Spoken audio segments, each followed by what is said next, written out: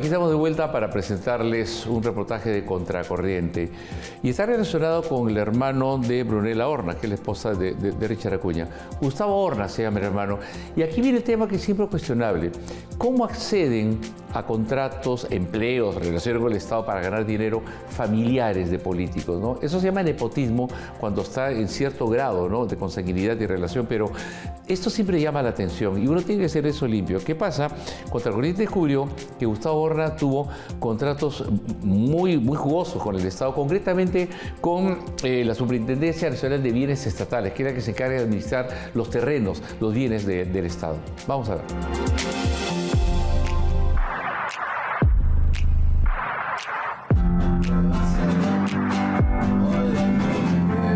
Gustavo Horna, cuñado de Richard Acuña, hijo del magnate y dueño del partido Alianza para el Progreso, suele compartir en sus redes sociales videos tocando música con sus amigos.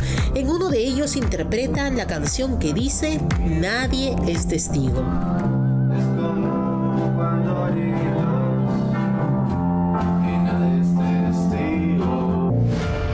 En efecto, nadie era testigo hasta que Contracorriente descubrió sus contrataciones en el Estado por 234.500 soles.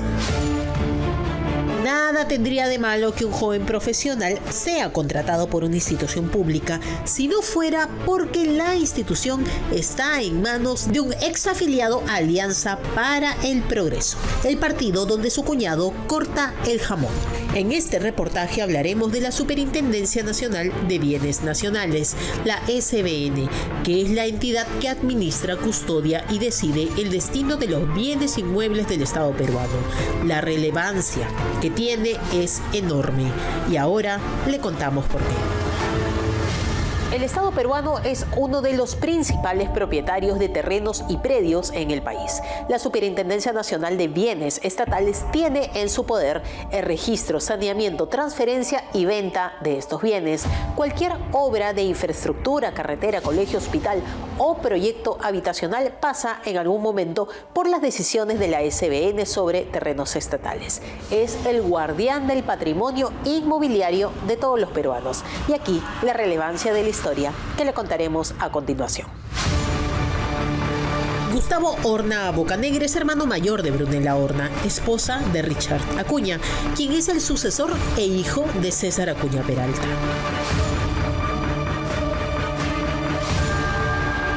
Los Acuña Horna comparten momentos familiares de manera recurrente en redes sociales, evidenciando la cercanía.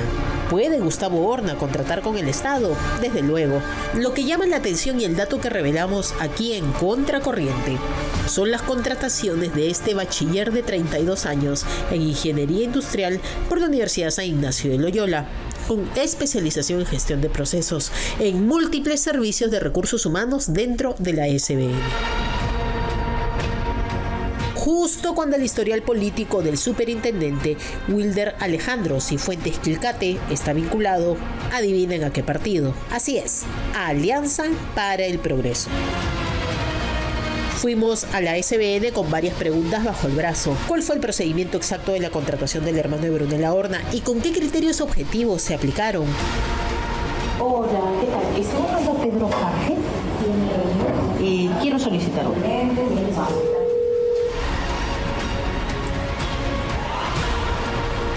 ¿Qué medidas adoptó la SBN para evitar un posible conflicto de interés, considerando el vínculo familiar con un dirigente de APP? ¿Cómo garantiza la SBN que las contrataciones de la institución no respondan a cuotas políticas o partidarias?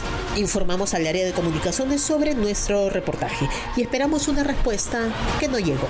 Otra arista de esta investigación periodística son las órdenes de servicio del cuñadísimo de Richard Acuña.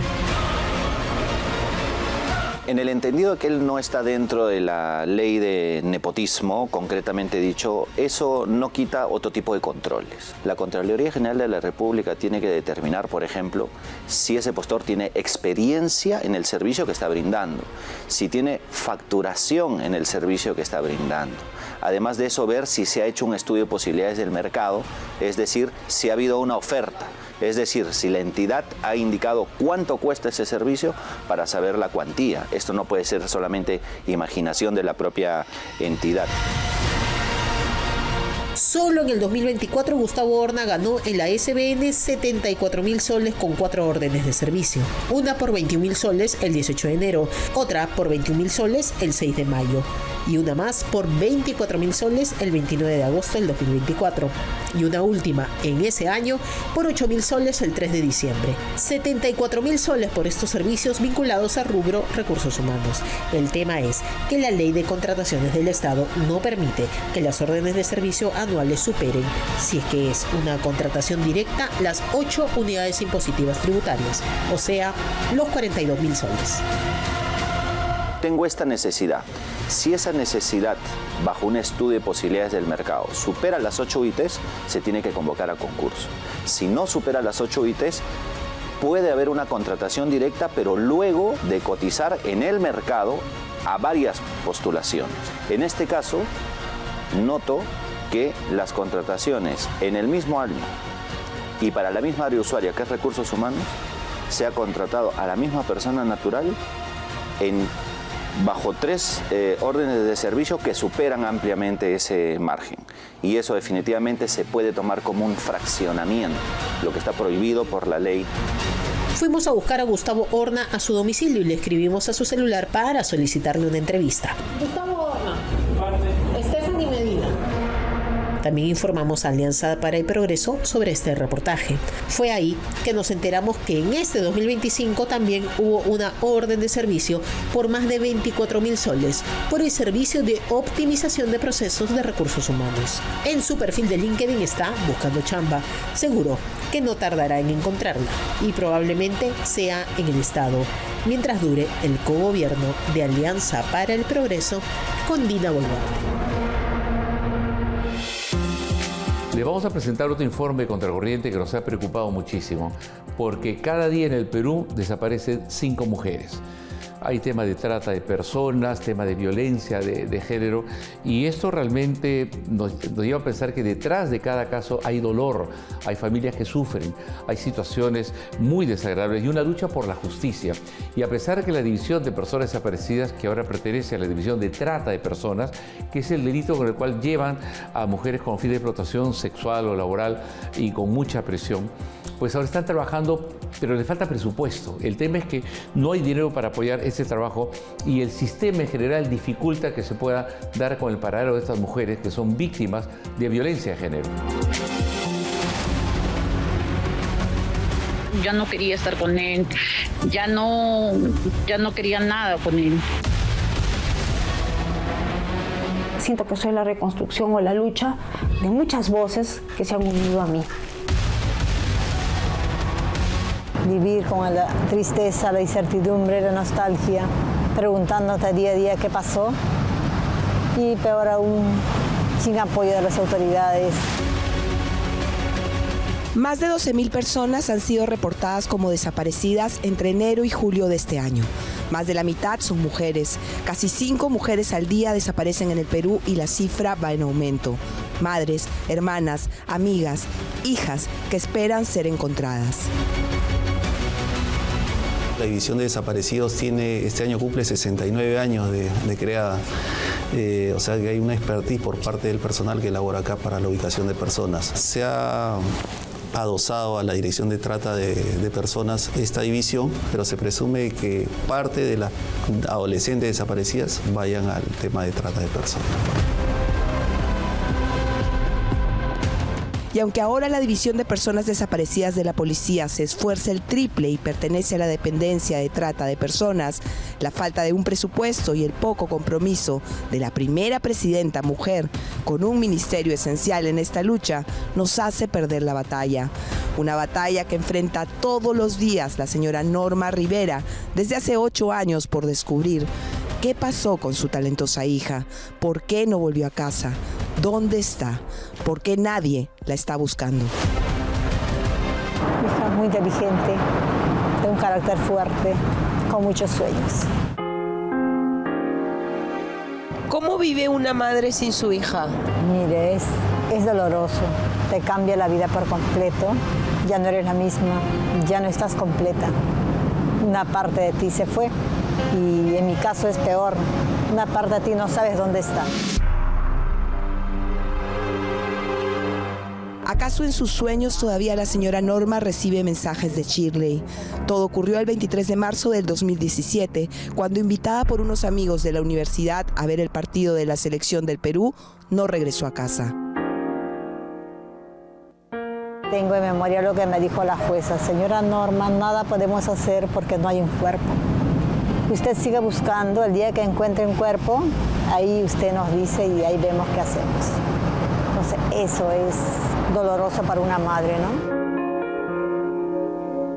Brian Arenas, Joseph Velázquez y Edgar Pozo, sus presuntos agresores, disfrazados de amigos, están libres.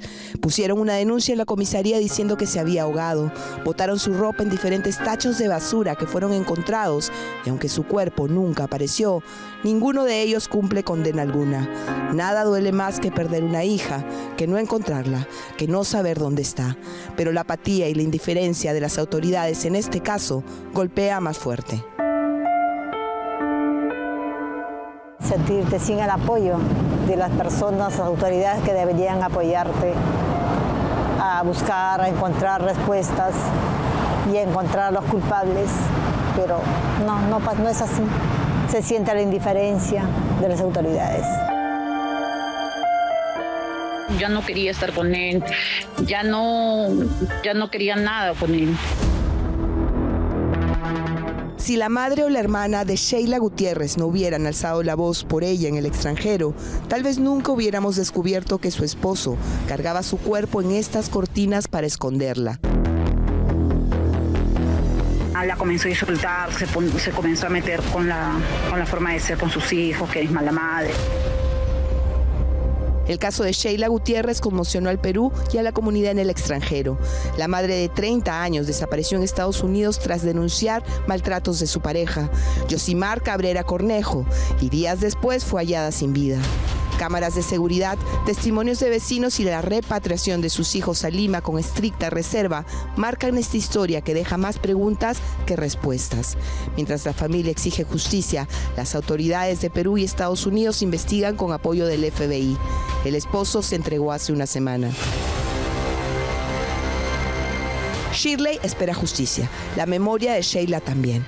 En una sociedad idónea debe alcanzarnos a todas. En el caso de Susana, la espera se hace agonía. Fractura, órganos comprometidos. Desde la cama en la que reposa su cuerpo, que aún no logra recuperar su movilidad, Susana Belén Ríos Cachay, madre de familia y sobreviviente de un feminicidio ocurrido en noviembre del 2023, denuncia que el proceso de investigación reabierto contra su agresor y ex esposo avanza con demoras en la Fiscalía de Mariscal Nieto, en la región de Moquegua. Es traumático recordar, es muy doloroso recordar, pero grito auxilio y solo recuerdo de ahí que algo pasó, pues en reserva fiscal todo lo más escalofriante. Pero sí puedo mostrar todas las fracturas. Aquella fría noche de noviembre de hace 2 años, Susana Belén Ríos Cachay fue hallada inconsciente, semidesnuda y con la cabeza abierta, tras haber sido brutalmente golpeada por su esposo. Ella vestía apenas ropa interior y estaba inconsciente. A su lado, sin polo, con manchas de sangre en el short y en evidente estado de ebriedad, se encontraba su agresor y a la vez padre de sus hijos, Héctor Kenny Miranda Conde, de 43 años. Estoy parapléjica. No hay funciones de mis órganos, por eso tengo sondas. Pensaban que ya había muerto. Me llevan al hospital de Sauber. Su agresor sigue libre, pero su lucha junto a sus hijos continúa. Lágrimas, con ansiedad, estrés postraumático. Los ciudadanos me están apoyando y nunca hay que callar, hay que pedir ayuda. Siempre hay que perseverar y, como se dice, las investigaciones son de hipótesis, de descarte o de corroboración. Entonces, en esa línea seguimos la investigación y nunca dejamos de buscar. Para nosotros los minutos, los segundos cuentan. Entonces, mientras más pronto tengamos noticia de una desaparición, más pronto vamos a poder accionar y vamos a tener la inmediatez para dar con el paradero de la persona reportada como desaparecida. Desde la policía se están intensificando las búsquedas y los encuentros de nuestras mujeres desaparecidas. Ya está implementada la línea ámbar, la 114, pero sin un norte o línea a seguir desde el Ministerio de la Mujer, el Ministerio Público, el Poder Judicial y el país. Esta lucha en contra de la violencia de género la seguiremos perdiendo. Aquí no se trata de izquierdas o derechas, sino de una realidad que se debe atender para poder decir, basta ya. Se ha cumplido un año de la muerte del expresidente Alberto Fujimori y Contracorriente vio el caso con Keiko Fujimori, que lo recordó compartiendo algunos momentos que vivió junto a su padre cuando recuperó la libertad. Ha pasado un año desde que partió mi padre y hoy he querido recordarlo. Ha pasado exactamente un año desde que el Perú despidió a uno de sus personajes más influyentes y controvertidos de su historia reciente, Alberto Fujimori. ¡Fujimori por siempre!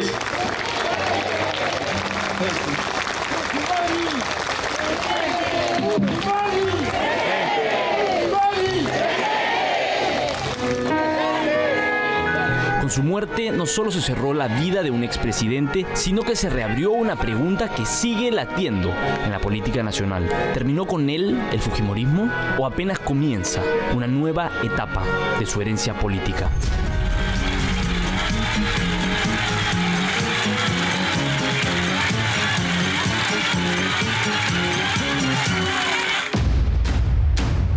En 1990, cuando la inflación desbordaba el 7.500% y el terrorismo estaba a punto de hackear al Estado peruano, un desconocido profesor universitario de ascendencia japonesa irrumpió en la política y derrotó a Mario Vargas Llosa con un tractor como emblema y un simple y pertinente eslogan de campaña para el Perú en la década del 90: honradez, tecnología y trabajo. Sin duda todo lo que tenemos. Lo primero y lo principal, la Constitución. La Constitución que abraza una economía social de mercado, la Constitución que abraza todos los derechos con los que hoy contamos. Y además creo que no hay que ser mezquinos en reconocer que hubo un presidente que se fajó por pacificar nuestro país sin negociar con el terrorismo, y eso es algo que nosotros siempre recalcamos, ¿no?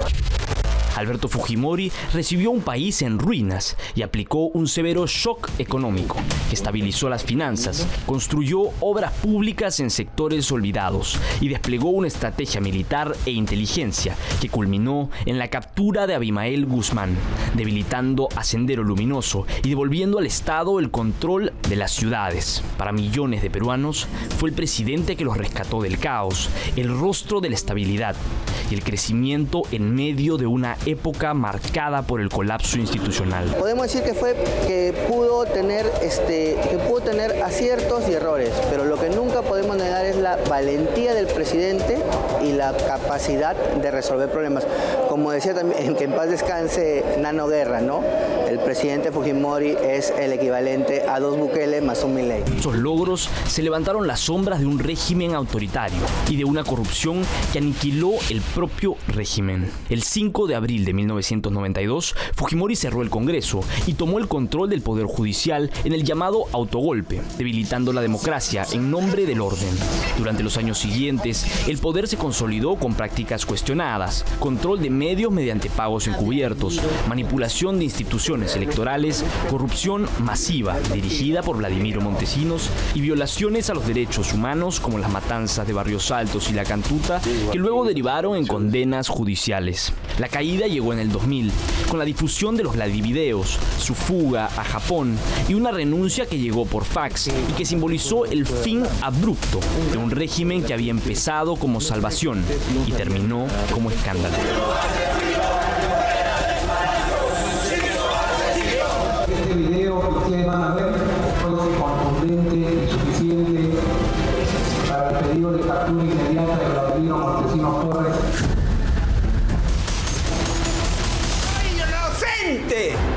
Si se cometieron algunos hechos execrables, los condeno. Ya lejos del poder, preso, sus últimos años estuvieron rodeados de enfermedad, silencio y una suerte de reconciliación parcial con la sociedad. Desde la prisión y luego en libertad humanitaria, Fujimori fue para algunos un anciano enfermo, merecedor de compasión. Para otros, la personificación de los excesos del poder. Hoy, a un año de su partida, puedo decir, con el corazón en la mano, que mi padre no solo trascendió en el espacio y en el tiempo. Su muerte le ha dado una nueva misión, la de convertirse en un referente permanente. Hoy, a un año de su muerte, la pregunta no es solo quién fue Alberto Fujimori, sino qué queda de su movimiento político. Keiko Fujimori, su primogénita y heredera política, sigue siendo protagonista en cada elección. Su apellido conserva fuerza en regiones del país, donde se recuerda la derrota del terrorismo y la obra pública. Sin embargo, también despierta rechazo en amplios sectores que ven en el fujimorismo una herencia de autoritarismo y corrupción. La figura de Alberto Fujimori se dibuja así como un espejo de las contradicciones del Perú. Un hombre capaz de construir y de destruir, de dar estabilidad y de dejar fracturas profundas. El Perú no puede narrar el fin del siglo XX e inicio del siglo XXI sin mencionarlo, ni entender sus dilemas actuales sin enfrentar su sombra. Fujimori va a ser la futura presidenta. Depende del partido político primero ponerla como candidato. No adelantemos cosas, pero lo que sí veo es que hay un pueblo que recuerda todas las obras, que recuerda que nosotros salimos del hoyo profundo en el que nos encontrábamos gracias a la decisión y coraje de un hombre que tuvo la valentía de enfrentar problemas muy graves. En este aniversario, la memoria nos escribe con pasión ciega, ni con odio, sino con la certeza de que Fujimori fue y seguirá siendo protagonista de la vida nacional. Queda por ver si el fujimorismo es un capítulo cerrado o si en las elecciones de 2026 volverá a mostrarse vivo.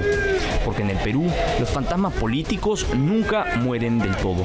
Se transforman, esperan y regresan cuando menos los esperamos. ¿Podrá haber fujimorismo sin Alberto Fujimori? En estos momentos de la política.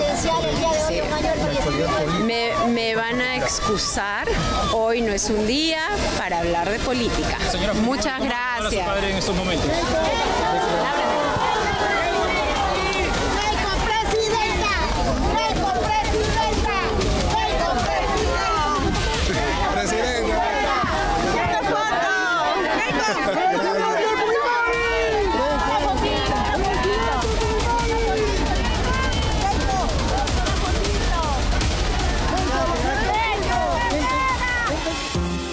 Vamos a hablar ahora de dos casos de violencia en Estados Unidos que han estremecido a la opinión pública. El primero ocurrido en una universidad en Utah. Charlie Kirk es un activista muy ligado a Donald Trump, es republicano, conservador, lo calificaban de fascista incluso, y él estaba pues exponiendo sus ideas en esta universidad cuando un francotirador, que ya fue capturado además, le dispara frente a casi 2.000 personas, hecho trágico, y que se suma a otro hecho muy violento. Una joven ucraniana, una modelo, que estaba refugiada por la situación de su país en los Estados Unidos y que fue apuñalada salvajemente por un pasajero en un tren. Un brutal asesinato ha dejado sin aliento a los Estados Unidos. Gang violence. Charlie Kirk, conservador, amigo íntimo de Donald Trump y cofundador de la organización Turning Point, que movilizó el apoyo de jóvenes votantes en las últimas elecciones presidenciales, fue asesinado ante cientos de estudiantes que participaban en un evento en la Universidad de Utah. La imagen estremece. A decir del Servicio Secreto Americano, fue un impacto preciso y letal. Por la distancia y lo masivo del evento, la obra sería de un profesional altamente capacitado. Kirk hablaba con un micrófono de mano en la Universidad del Valle de Utah, sentado bajo una carpa blanca con un lema provocador: demuéstrame que estoy equivocado. Entonces se escuchó un único disparo. Poco después de que Kirk terminara su discurso y antes de que levantara su mano derecha, una gran cantidad de sangre brotó del lado izquierdo de su cuello. La histeria se apoderó de los presentes, quienes se atropellaron al salir despavoridos del evento. ¿Sabes cuántos estadounidenses transgénero han sido tiradores masivos en los últimos 10 años? Preguntó un miembro de la audiencia. Kirk respondió: demasiados. Pero su interrogador siguió: ¿sabes cuántos tiradores masivos ha habido en Estados Unidos en los últimos 10 años? Entonces, un disparo sonó en seco y todo volvió a negro. El afán de Kirk por confrontar a los llamados liberales en el ámbito académico lo acercó al grupo conservador americano. Es así que durante la campaña presidencial, Kirk terminó trabajando como asistente personal de Donald Trump Jr., el hijo mayor del presidente. Inmediatamente, Kirk ya era una presencia habitual en la televisión gringa. Allí se volcó a las llamadas guerras culturales. Hasta el momento, el sospechoso sigue prófugo. El tiroteo provocó una rápida condena bipartidista, con funcionarios demócratas uniéndose a Trump, quien ordenó que las banderas bajaran a media asta. Los aliados republicanos de Kirk denunciaron la violencia. Pero esta semana también Estados Unidos tocó fondo con la muerte de Irina Zarutska, una ucraniana que huyó de la guerra en su país junto a su madre y su hermano. Era un nuevo comienzo, hasta que de Carlos Brown, un afroamericano de 34 años, subió a su mismo bus. La imagen de su asesino es escalofriante. Era la muerte respirándole en la nuca. Una película de miedo. Te apuñalan varias veces. La adrenalina te mantiene en shock por unos segundos hasta que el mundo se apaga y caes. Y sin entender qué ha pasado, estás muerta.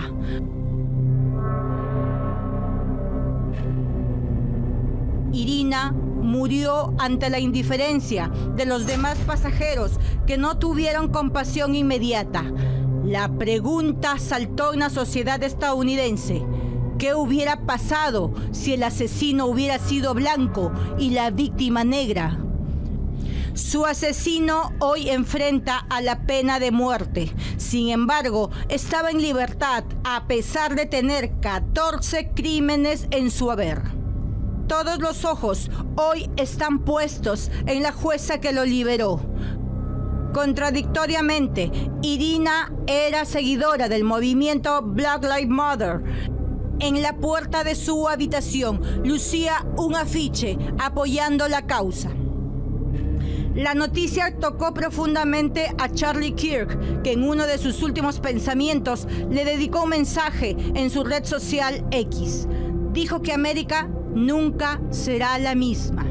Los brutales ataques de esta semana han atravesado el espectro político norteamericano y han puesto sobre el tapete la salud mental y el odio de pensar diferente.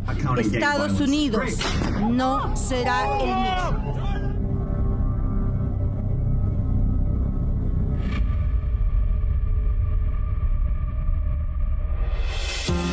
Vamos a comerciales y volvemos con Leslie Shaw, que le siguen dando de alma a la canción de Mala Amiga. Ahora hay otra canción de Carlos Rincón en colaboración con Janda y Elvia Abril. Parece que está dedicada a la rubia. Además, la guerra de los actores con los chicos reality. Una controvertida discusión entre Israel Dreyfus y Rosana Fernández Maldonado.